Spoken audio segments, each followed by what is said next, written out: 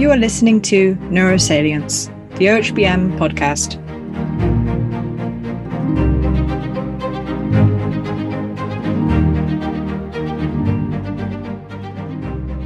Welcome to the Organization for Human Brain Mapping Neurosalience podcast. I'm your host, Peter Bannattini, and here I interview members of the field, scientists, and we talk about initiatives, controversies, individual scientists' work, and so on.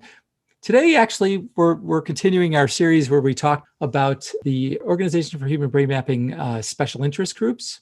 And today we discuss with two members of the Student Postdoc special interest group, and also one sort of senior member. He's a mentor in that, Alex Fornito. So the other two members are Carolina and Makowski and Michele Veldsman. And in this podcast, we have a really good discussion on just going over a little bit of the history, but going over what it's offering now. And it's really set up to help all the students, all the postdocs, even junior scientists, by either setting them up with mentors in the field, giving them links to interesting blogs that are useful, putting on workshops during the meeting, and so on. And we'll talk all about that.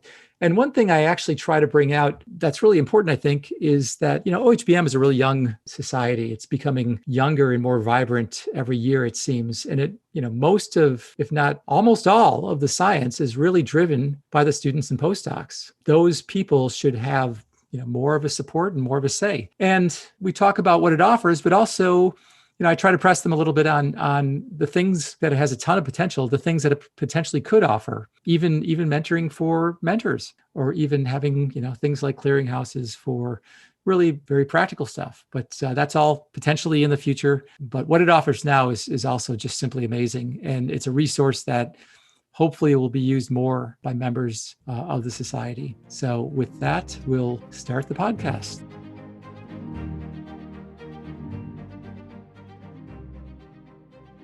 So the three guests I have with me today are Dr. Carolina Makowski. She's a Polish-Canadian neuroscientist and is currently a postdoctoral fellow at the University of California, San Diego. Her work integrates large brain imaging and genetics data sets to better understand the biological risk factors of psychiatric disorders. Carolina is also the Career Development and Mentoring Manager-elect for the OHBM SIG, a blog editor for the platform that aims to amplify the voices of early career researchers, and a co-leader of the UCSD postdoc training group. Dr. Michele Veldsman is a senior postdoctoral research associate in cognitive neurology and a junior research fellow of St. Catherine's College, Oxford. She's currently based at the Department of Experimental Psychology. Her work investigates transdiagnostic markers of vascular cognitive impairment and brain network changes in aging, stroke, and dementia. Professor Alex Fornito is currently a Sylvia and Charles Verdel Foundation Senior Research Fellow, Professor of Psychological Sciences, and head of the Brain Mapping and Modeling Research Program at the Turner Institute for Brain and Mental Health. Dr. Fornito's research concentrates on developing new imaging techniques for mapping human-brain connectivity and applying these methods to shed light on brain function, health, and disease. Okay, so just to start, thank you all for coming, and thank you all for logging on at various times from around the world. I mean, Alex is in Australia. Carolina is actually in San Diego, which is middle of the day, but Michele is also in the middle of the night at the UK. So just to start, could you describe each of your roles in the Student Postdoc SIG, what they have been or what they are now, and maybe starting with Carolina? Perfect. Thanks for all the introductions and for having us here. This is really a pleasure. So I joined the SP-SIG in 2019. So before pandemic days, but still we did everything online. And I actually joined as a blog editor, and it was the first year that the SP-SIG actually had that position. So it was just a one-year term, and I fell in love with the group. It was just such a pleasure working with them. And we actually did quite a few blog posts on mentorship in our, for instance, our online mentoring program, interviewing speakers at our annual symposium, following up with them afterwards because we didn't have enough time to get to everyone's questions. So The blog platform is really a great platform just to kind of continue those conversations and also to provide resources. So that was a 1-year term, and then I applied to be the career development and mentoring manager. So I'm the elect for that position right now. So I will still be on the committee for another year. We organize the annual online international mentoring program, the annual mentorship symposium, but we also kind of lend a hand to all the other members, which is one of the things that I love most about the group. Is it's not that everything is just falling on one person. So we help with all the workshops. Oh, and we also do the Link with Mentors event that we can discuss in more details. It used to be Lunch with Mentors, but now it's the virtual Link with Mentors. Yeah, everything's going virtual. Hopefully we'll be going back, or maybe not completely. Who knows? There's some advantages to virtual. So Michele. Hi, yeah, thanks for having me. So I was the chair of the SPSIG in 2018, and I was chair-elect the year before that when Amanpreet Badwar was the chair, and she actually initiated a lot of the mentoring initiatives within the SIG that are still going now. And I helped to design and implement the current online mentoring platform, which is, I think, in its 5th round now.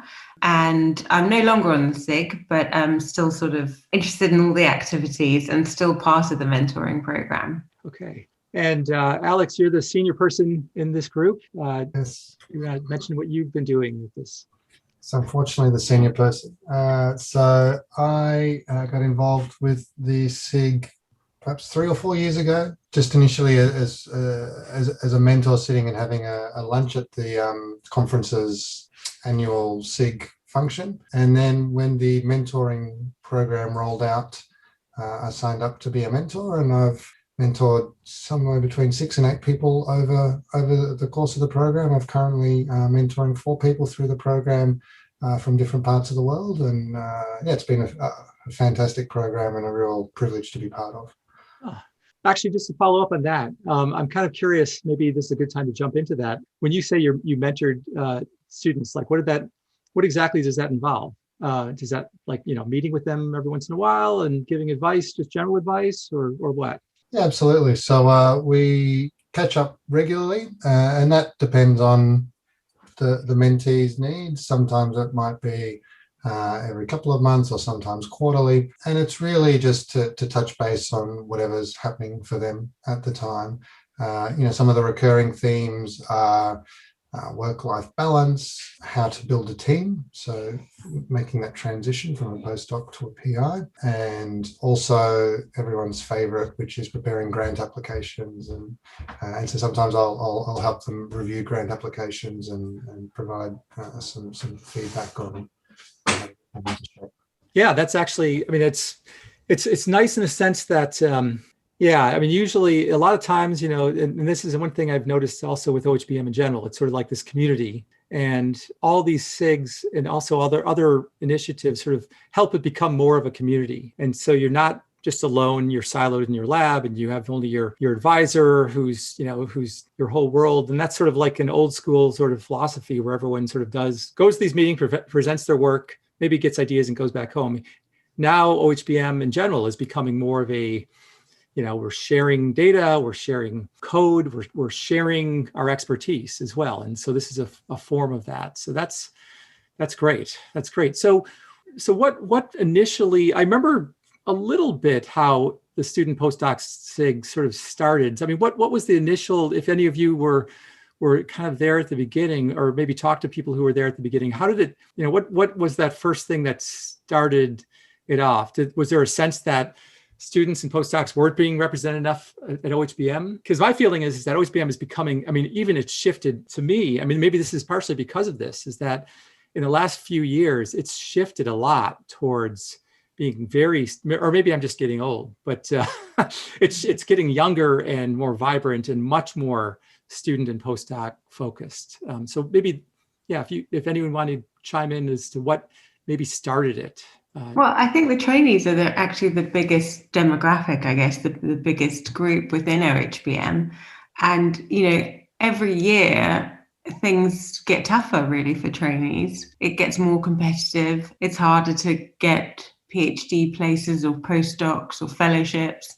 And, it just, all of it gets more and more difficult. And there's a kind of realization that the trainees need help, need support, and also that they benefit from being within a community of like-minded individuals, and they can provide sort of peer-to-peer support for each other as well. I don't know what originated the SIG, but I know those kind of values have been carried on year. And every year the committee, everybody just gets on so well, and there's just so much enthusiasm and passion. It's one of the best committees that I've ever been on. Like, people are just so driven to help and volunteer all of their time for the trainees. Yeah, okay. I echo that, Michelle. Absolutely. It's, for me, especially during the pandemic, there were a lot of difficulties as a new postdoc in a new country, and that committee feels like a family to me. That's why I really felt like I needed to stay with them somehow in a new position. And I was never a part of, obviously, the beginning. I joined in 2019, but I do have this recollection in 2017, I believe it was the Vancouver meeting. Was that 2017? It was, I think, their first annual mentorship symposium, and Amanpreet was leading it. And I remember I hadn't been to many conferences at that point, but I'd never been to a session like that in a scientific conference where they basically discussed work-life balance, which now we talk about much more openly, but even in 2017, which was just 4 years ago, that wasn't something you talked about in a purely neuroimaging or neuroscientific conference. And people were just candidly speaking about, okay, how do you negotiate an offer, and how do you move forward in your career? And there were no brain maps involved, but it was the one meeting that I actually remembered from that, or the one session I remembered from that meeting, to be honest. And our even just looking, if you go to ohbmtrainees.com and you look at the number of people that have been involved, our committee just kind of keeps growing, and we're at 14 people now compared to 4 when it started, or actually 1 when it started. And it reflects the needs of the trainees. And now we have all these social media platforms that people are using and saying, hey, we really want to learn more about XYZ, grant writing, progressing in your career, transitioning to industry. So I think that it's a growing community, and we're more aware of each other's needs now. Yeah, no, I definitely, just to reemphasize, I think, OHBM really is driven completely. It's always been driven by young people doing the research. I mean, the postdocs pretty much do most of the research, young investigators. And I do feel that once you get this critical mass, which you have, I think that what will happen is then the mentors, or the people who are sort of in charge of the lab, will start taking notice as well. And, it could be more, it could help educate them on also being better mentors and being more responsive. I also, you have the blog, and we'll talk a little bit about that. I've been looking at some of the blog posts. They're really great. This is really a nice collection of articles. Potentially, I mean, it could be cool to have sort of an updated, even white paper resource guide of, maybe you do have it, of exactly what you said, sort of having ideas for, or thoughts on everything from picking postdoc, how you decide on where to go, what you think you need for careers, and what you want to do, and then also negotiating positions and how to position yourself the best for getting the best position. I mean, having that even as like a kind of a living document as a white paper sort of could be cool. But I mean, maybe it's already there in some regard. Yeah, we do. We actually, the SIGs have published a few papers. So one where we actually talked about how we established this international mentoring program, and to sort of give guidelines for anyone else who might want to start that kind of mentoring program. And then also one similar to what you said, actually, which was about how to sort of self-manage your career as a brain mapper, or as just in the life sciences generally. And that was a lot of the SIG former and new members all coming together to put together these papers to put all the knowledge we've gained out there. Yeah. So great. We might get back to that a little bit. So let's just talk a little bit about, looking at your website, it looks like you have 2 pages. I mean, there's one with OHBM and there's ohbmtrainees.com. that has everything in it. So you mentioned your symposium. So that's during OHBM, there's some like 90-minute session scheduled for that. And then you have a link to mentors, and I saw the whole list of mentors, which is great. Alex is on there. I'd like to join myself. And then career and mental health workshops. So what does that involve? Yeah, so those are newer. I don't want to say the wrong timeline here, but I think they came out in 2019 in Rome. And it started out with some of the topics that I already discussed, like work-life balance. I think Alex was part of them, or maybe that was 2020. I might be conflating the years.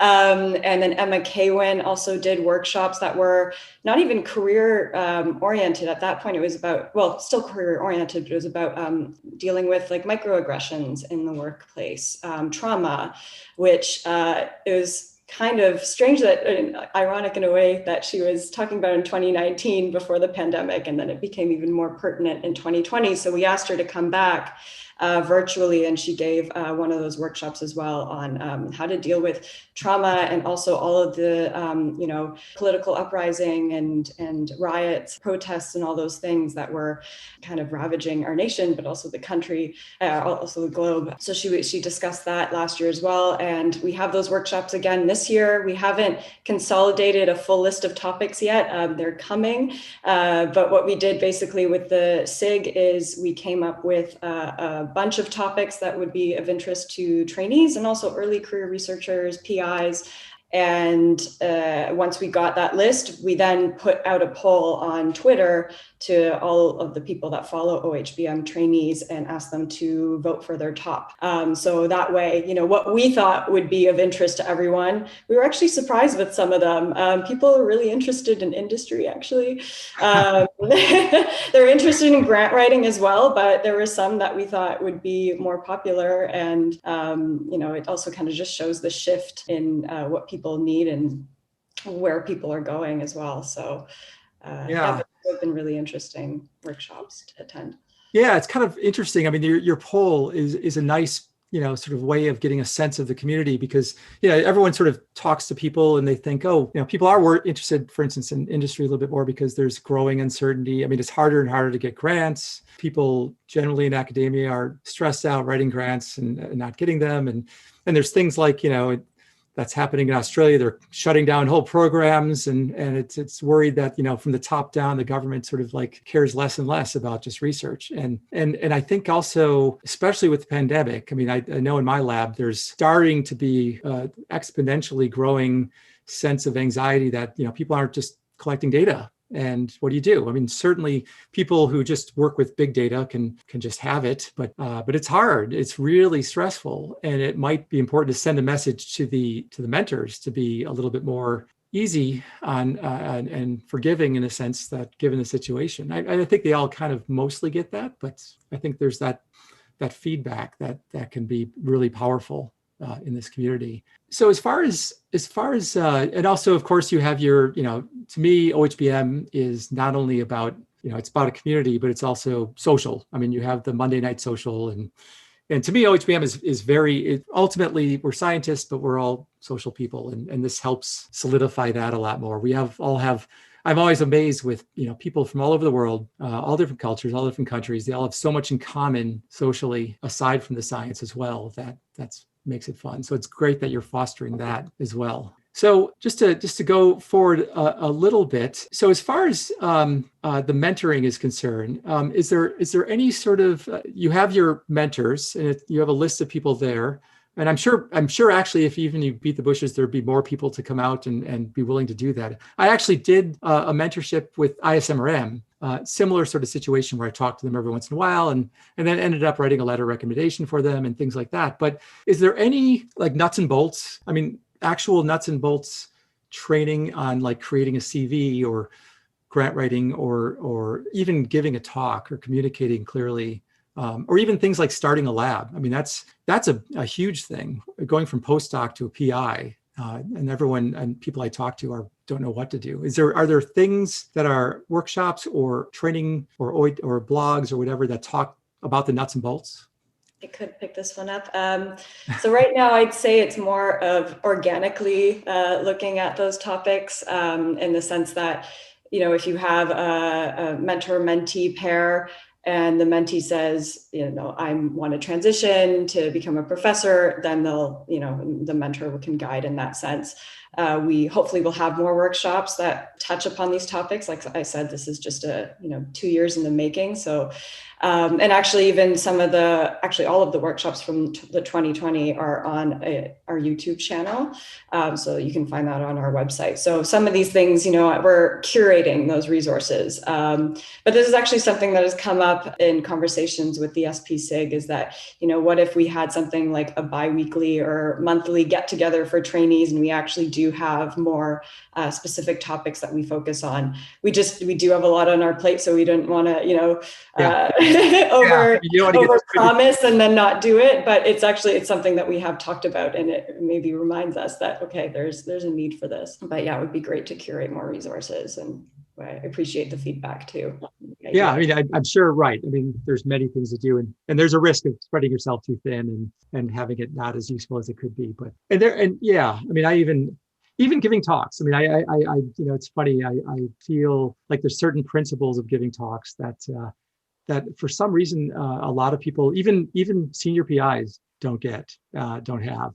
But that kind of leads to sort of another direction in this conversation potentially. And I started thinking about just mentorship in general, and I started thinking my own experience mentoring and my own experience being a mentee way back.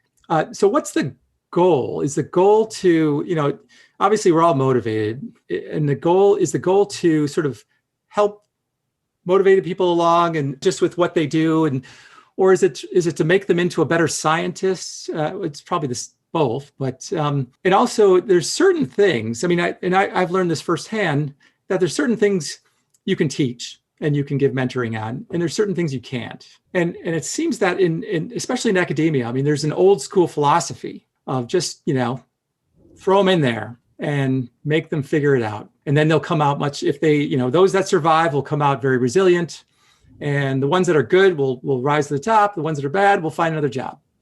That's kind of cutthroat. But of course, obviously, this whole thing exists because we feel that that's not an optimal way to do things. and I'm just kind of curious what your thoughts on that. Have you ever received any pushback, or not really pushback, but sort of this thought of, what are we really doing here? Are we trying to change people to be better scientists, or are we just trying to help them along with things that might be gaps? Any thoughts there? Maybe this is one for Alex. Maybe this is it. Happy to jump in.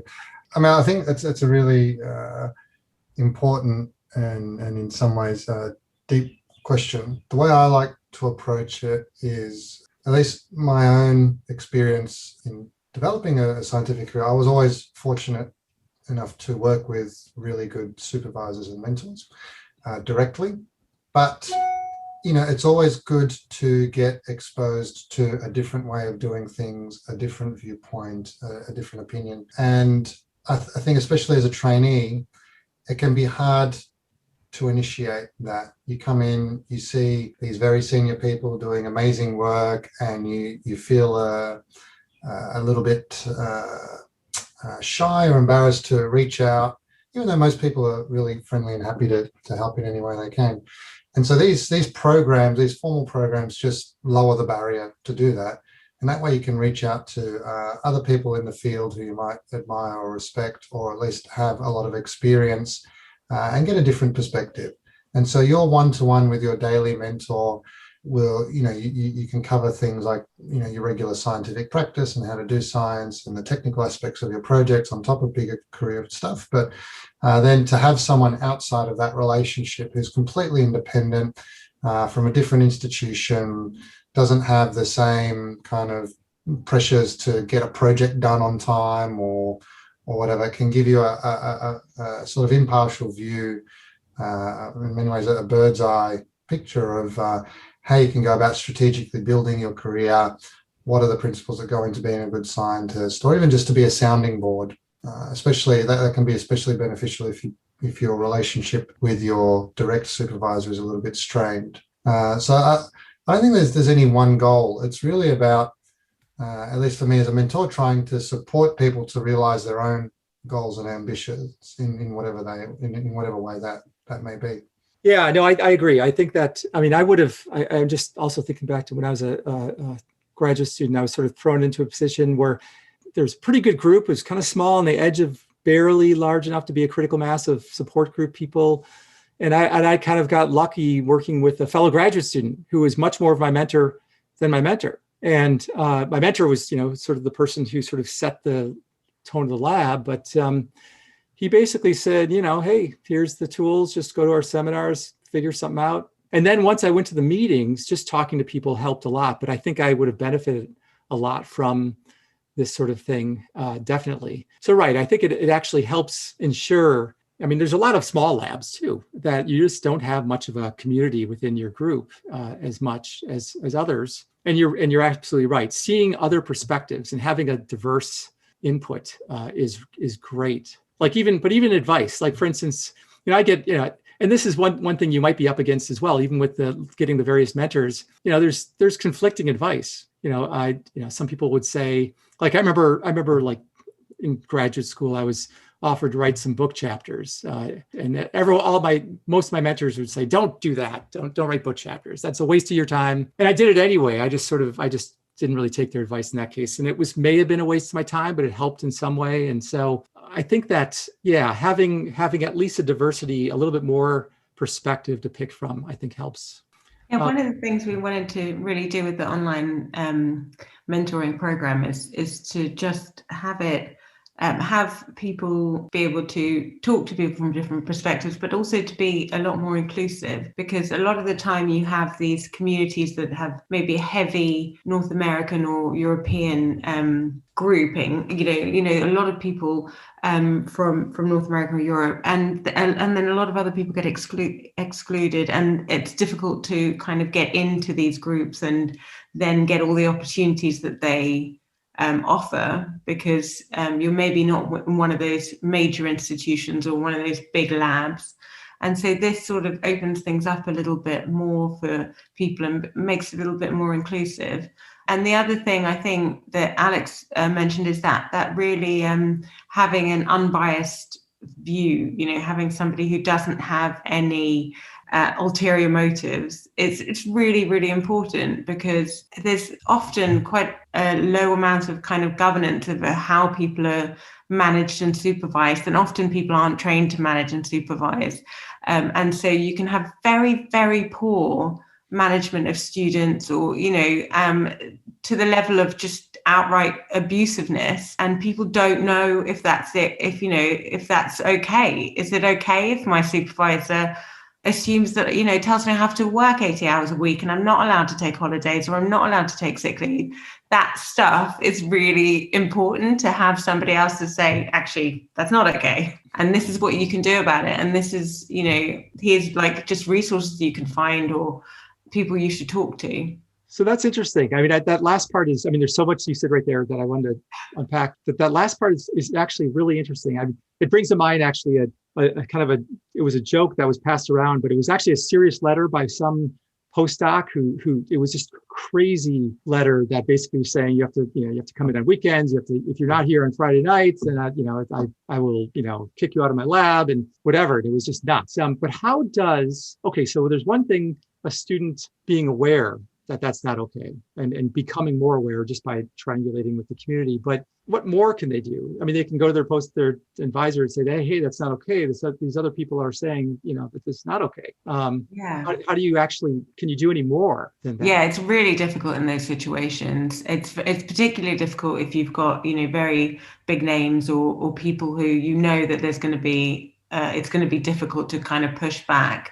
But one of the really important things is just to at least let people understand that the behavior is not okay, and that they should be able to seek help or just get some advice or find the right people to talk to. But also importantly is that it's amazing how many people will have a very bad experience in a lab and think that's like all of academia. I just going to get out of here immediately. Yeah. And you just want to say to them, no, actually, you can have a really good experience. Just give another lab a go. Even before you join a lab, here's the things to do to prevent yourself getting into such a toxic environment. Yeah, like, talk to the other people in the lab and try to get a sense of the culture.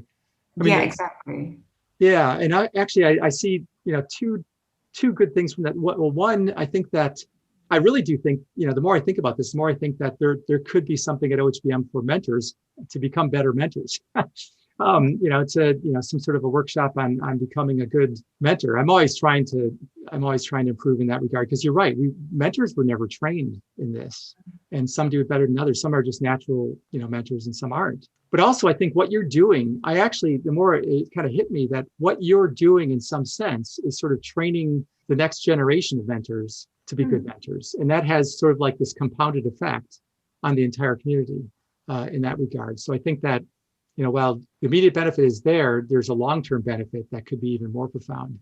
And I see that even personally in my role in the online mentorship program. I'm both a mentee and also have a mentor.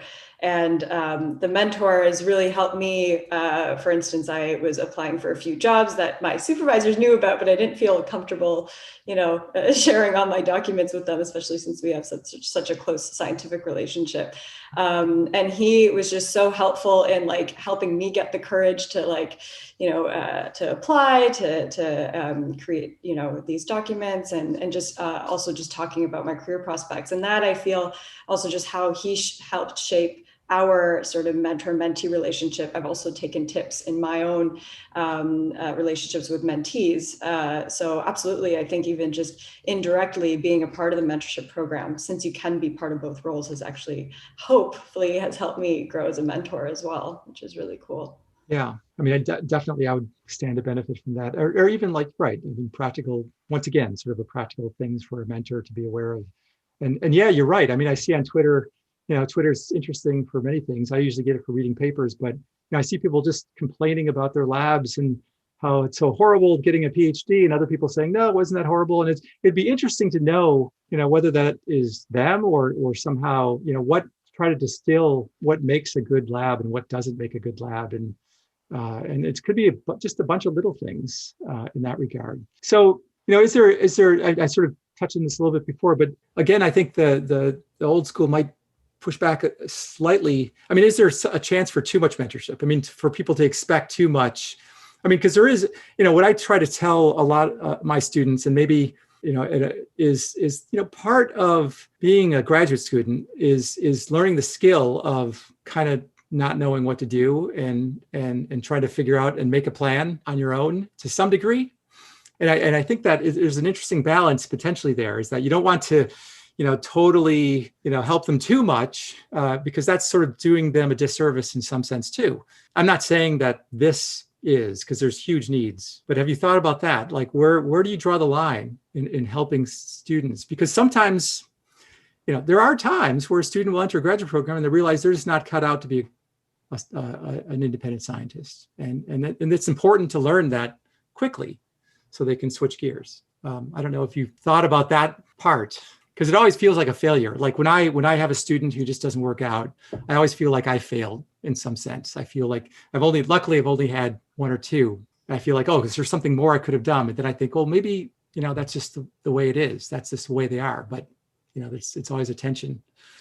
I think it's a real battle. And whenever I'm doing any form of mentoring, it's something I struggle with, particularly maybe from a scientific aspect. Like when people are coming to you with scientific problems, to what degree do you kind of jump in and sort of provide solutions versus set a general direction and say, okay, go off and figure it out yourself. And I'm not sure there's a right or wrong answer, other than I try to just stride the balance either way. And if the student seems to be getting stuck, then you sort of jump in and help and try to.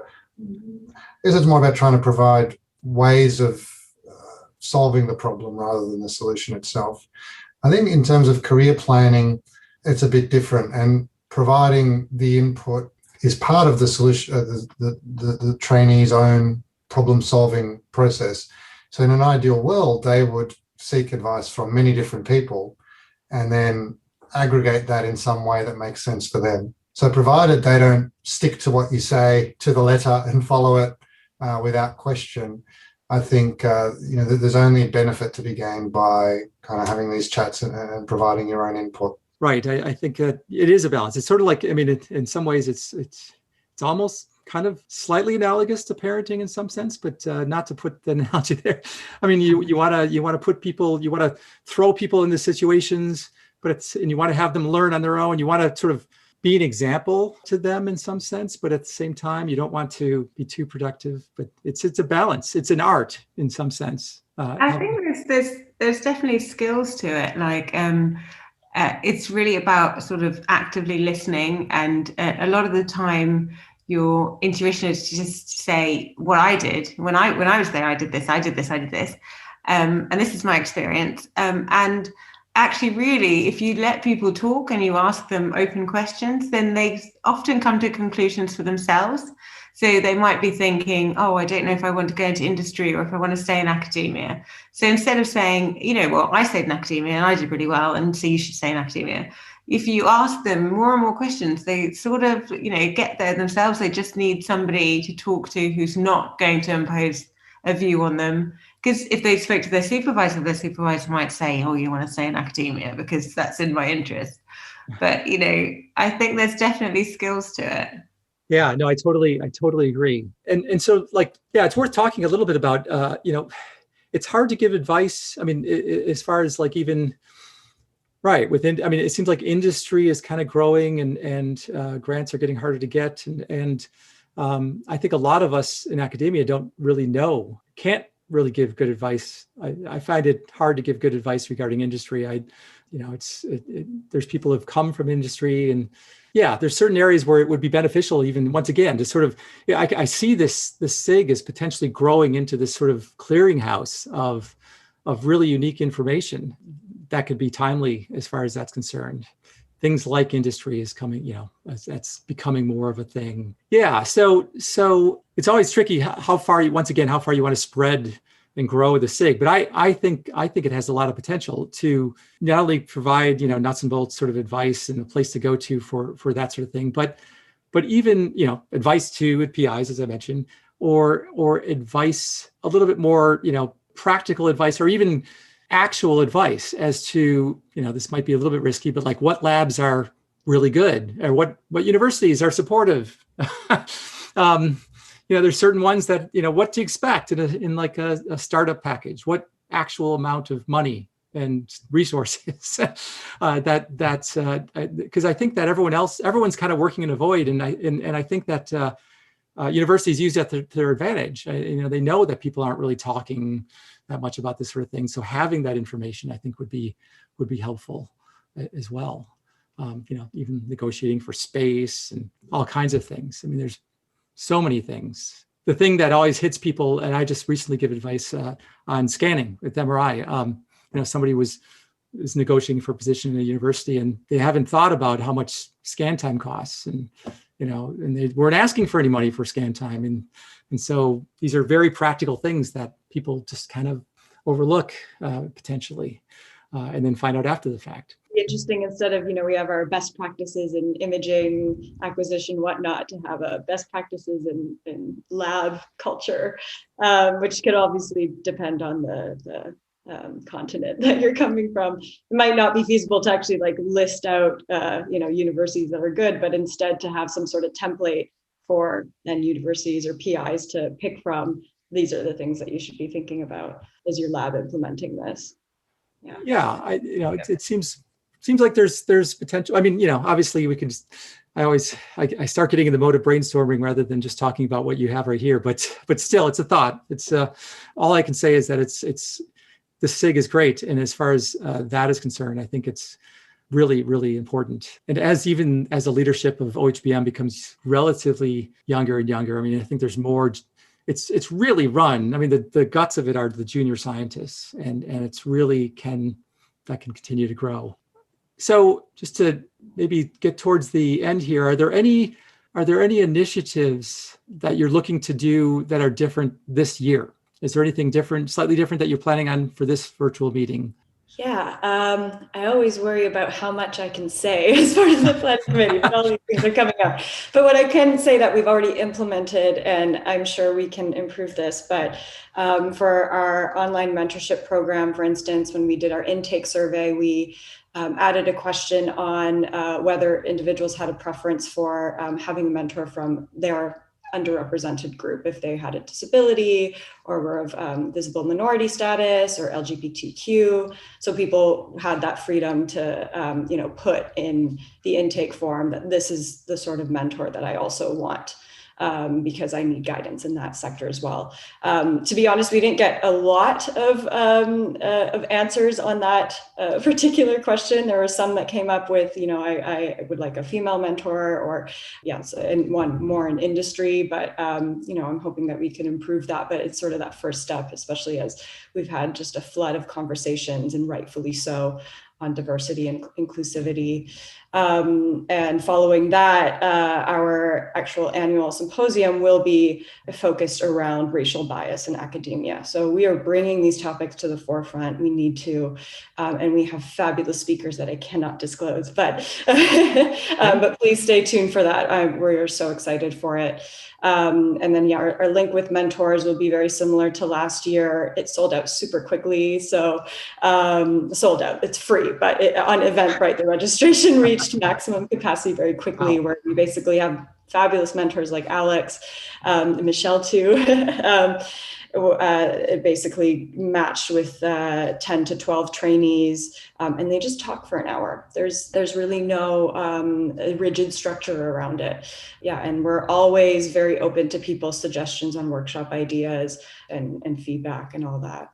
And is there a place where they can give feedback as far as just emailing you, or is there someplace on the website or I should know this off the top of my head. I think it's just like ohbmtrainees@gmail.com. The contact should be on our website for sure. If you just go OHBM Trainees. Good. So I think before we wrap up, I just want to reemphasize that this is a wonderful initiative, and it hits on so many things. It hits on helping everyone. It hits on underrepresented groups. It enhances diversity. And at the same time, it sort of normalizes, what people can kind of expect. It'd be great to even have not really a Bill of Rights, but sort of like try to be able to generate something that some postdoc or graduate student can point to, once again, trying to figure out how they can actually have real leverage with their mentor, with their advisor, with their actual academic advisor, saying, hey, look, this page says from OHBM that we belong to, this is what is expected and not expected. That could be cool. But there's so many things, there's so many directions. It's exciting how this can help. And it really is help. I mean, it really, it's not just a social thing, which is social is good, but I mean, it's really everyone, everyone from postdoc or graduate student on up to even the PI. I mean, the fact is, even PIs kind of need coaches. I could use a coach sometimes, I think, and that's another potential opportunity for that. All right. Well, this has been great. I mean, I think that everyone got a good idea as to what this is all about, and the fact that being a mentor is something that varies a lot, and sometimes there's good mentors and bad mentors, but there's a lot we can learn to become better mentors, and students can help us, and this organization can help us as far as that's concerned, along with helping the students and postdocs. So, all right. Well, with that, I'd like to just thank you for signing in from all over the planet, and I look forward to definitely. I would love to be part of. I'm just mentioning. I'd love to be a mentor in the program, and I'd love to. I look forward to seeing what you're offering at OHBM. Thank you. Thank you.